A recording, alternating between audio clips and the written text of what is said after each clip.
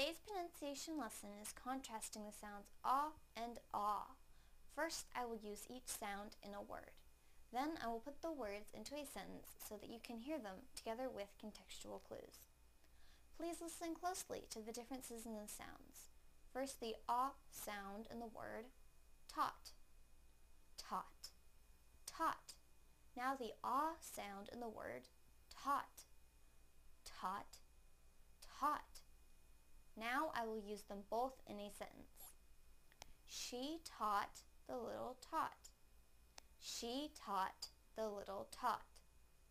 She taught the little tot. Thank you for watching CartoonEnglish.tv's pronunciation lesson.